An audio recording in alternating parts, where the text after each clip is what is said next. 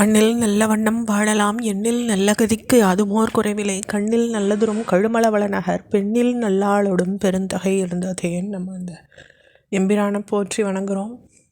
நம்ம இப்போ திருவாசகத்தில் திருவம்பாவி பகுதியில் இருக்கிறோம். அதனுடைய பாடலை பார்க்கலாம்.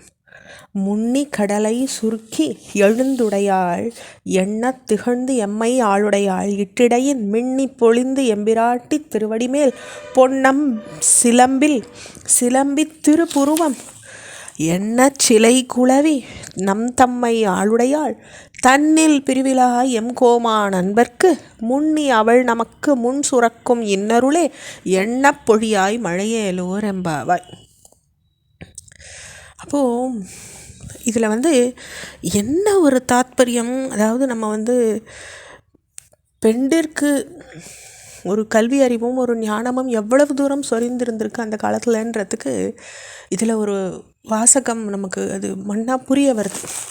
இதில் ஒரு வார்த்தை வருது பாருங்கள், முன்னி கடலை சுருக்கி எழுந்துடையாள் அப்படின்னு வருது.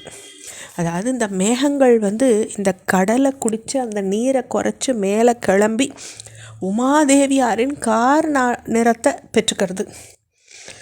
அப்போது மின்னலாக மின்னி அம்பிகையின் சிறிய இடையை ஒத்து இருக்கும் பொழுது இடியாக இடித்து தேவியின் திருவடியில் பொன் சிலம்பு ஒளிச்சது போல இருந்தது அதனுடைய இடி. அப்போ வானவில் வீசினது அம்பாளுடைய புருவத்தை ஒத்திருந்தது. அப்போ எம்முடைய ஆளருடைய அம்பிகையினுடைய பாகன் சிவபெருமானுடைய அன்பர்க்கு முதல்ல அருள் சுரந்த பிறகு எங்களுக்கும் அருள் மழையாக பொழியட்டும். பெண்ணே இந்த கோட்பாடை ஏற்கவும் எண்ணி பார்க்கவும் செய்யன்னுட்டு மழை வரத்தினுடைய தாத்பரியத்தை இங்கே குறிப்பிடுறாங்க ஞானசம்பந்தர். அடுத்த பாடலை பார்க்கலாம். செங்கண் அவன்பால் திசைமுகன்பால் தேவர்கள் பால் எங்கும் இல்லாதது ஓர் இன்பம் நம் பாலதா கொங்கு உன் கருவி குழலி நம் தம்மை கோதாட்டி இங்கு நம் இல்லங்கள் தோறும் எழுந்தருளி செம்கமலம் பொற்பாதம் தந்து அருளும் சேவகனை அம்கண் அரசை அடியோங்கட்கு ஆரமுதை நங்கள் பெருமானை பாடி நலம் திகழ பங்காயம் பூம்புணல் பாய்ந்தாடேலோர் எம்பாவாய். அப்போ செங்கண் அவன் யார்? செங்கண் அதாவது திருமாலை குடிக்கக்கூடிய வார்த்தை. திசைமுகன் அப்படின்னா எல்லா திசைகளுக்கும் முகம் படைச்சவர் பிரம்மா. அப்போ இங்கே பிரம்மாவையும் திருமாலையும் குறித்து சொல்லிட்டு அழியறதும் அழிவதும் தோன்றி இருக்கிறது ஒடுங்கிறதுமான நிலைகள் இந்த ஞாலத்தின் கண் நன்னா இணைக்கப்பட்டிருக்கு. இந்த ஞாலத்தை தாங்கி இருக்கக்கூடியவன் ஈசன். அந்த ஈசனை அறிஞ்சு கொள்ளாத ஜீவாத்மா உலக இன்பங்கள் ஆசையில் இயல்பாகவே மனம் தங்கி அது பக்தியும் ஞானமும் பெறாது இருந்துடுறது. அந்த அஞ்ஞானம்ன்ற குற்றம் அகலும் பொழுது ஜீவன் சிவஸ்வரூபத்தை அடையிறது.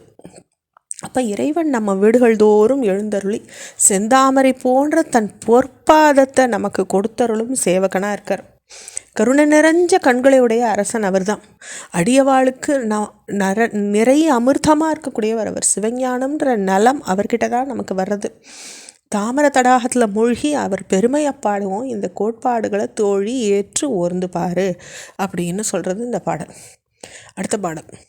அண்ணாமலையான் அடிக்கமலம் சென்று இறைஞ்சும் விண்ணோர் முடியின் மணித்தொகை வீறு அற்றால் போல் கண்ணார் இரவி கதிர்வந்து கார் கரப்ப தன்னார் ஒளிமழுங்கி தாரகைகள் தாமகல பெண்ணாகி ஆணாய் அலியாய் பிறங்கு ஒளிசேர் விண்ணாகி மண்ணாகி இத்தனையும் வேறாகி கண்ணார் அமுதமும் ஆய் நின்றான் கடல் பாடி பெண்ணே இப்பூம் புனல் பாய்ந்தாடேலோர் எம்பாவாய். அப்போ அண்ணாமலையாருடைய தாமர திருவடிகளில் போய் வணங்குற தேவர்கள் முடியில் அணிஞ்சுள்ள ரத்னங்கள் அந்த ஒளியை எழுந்துடுறது. ஏன்னா சுவாமி அவ்வளோ ஒளிமயமாக இருக்க. இருள் நீக்கிற வண்ணத்தில் பெரிய சூரியனும் இறைவனது முன்னிலையில் தான் பிரகாசத்தை இழந்துடுறது.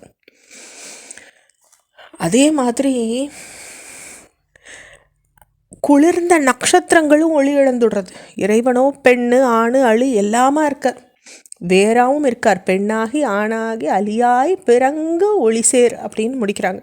அப்போ ஒளியோடு கூடிய ஆகாசமாக இருக்கார். மண்ணான பூதங்களாகி அவைகளுக்கு வேறாவும் இருக்கார். அவர் அழிவில்லாத அரிய பொருளாக இருக்கார். பெண்ணே அவர் பெருமையை பாடி பூம்பூணல் ஆடுவோம், பரமனுடைய இந்த மகிமைகளை ஏற்றுக்கொள்ளு, ஓர்ந்து பார்க்கவும் செய்யின்னு சொல்கிறது இந்த 18வது பாடல். தொடர்ச்சி நம்ம அடுத்த பகுதியில் பார்க்கலாம். ஓம் நம சிவாய்.